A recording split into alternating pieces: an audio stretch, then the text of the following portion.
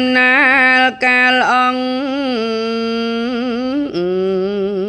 ព្រះអាយបុត្រ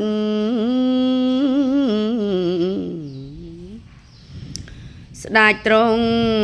យាងផុតចាំងដំណាំងក្រោយនង7ปี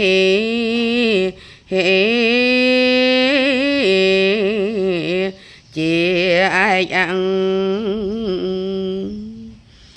មហេសីទ្រង់ភ្ញាក់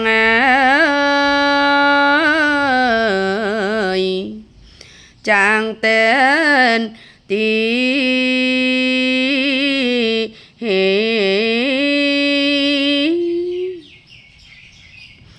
បំព្រៀងរស្មីភ្លឺស្រាងស្រាងព្រះនាងទ្រង់យាងចេញចលីទ្រង់ស្រោព្រះភាំង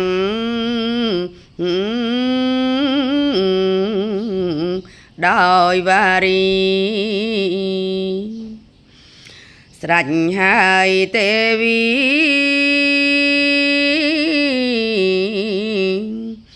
ចូលទៅហើយគង់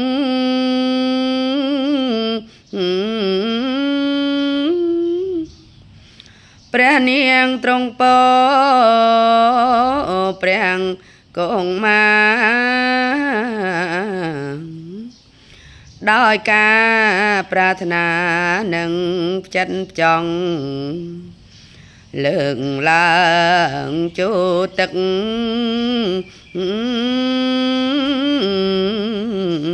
ចំព្រះអង្គលើកឡើងប្រដាប់មកសម្រាប់មកបត់ណាហើយស្រាប់តា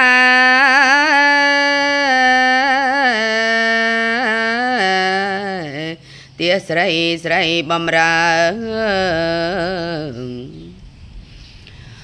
មកក្រាបទូលស្នើញ័រផុតផុតបរិយា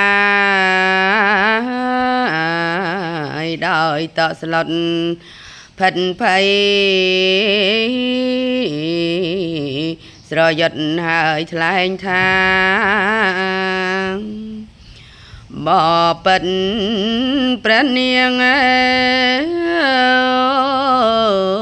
យសូមទ្រង់អើយជ្រាបមកហើយនៅភាពដំណើ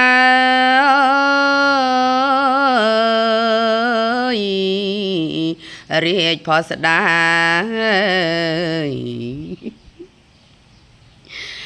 មិនដឹងជាស្ដេចត្រាច់យេត្រាបាត់ទៅ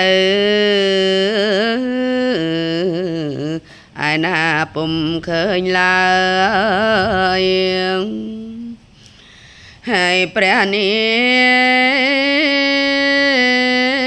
ងបានលើទាស័យថ្លែងព្រះតីចំបែងឥតមានស្បើយគិតថាព្រះអើយស្វាមី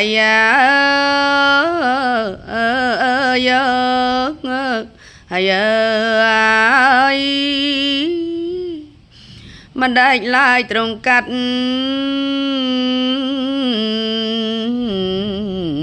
ក្តីស្នេហា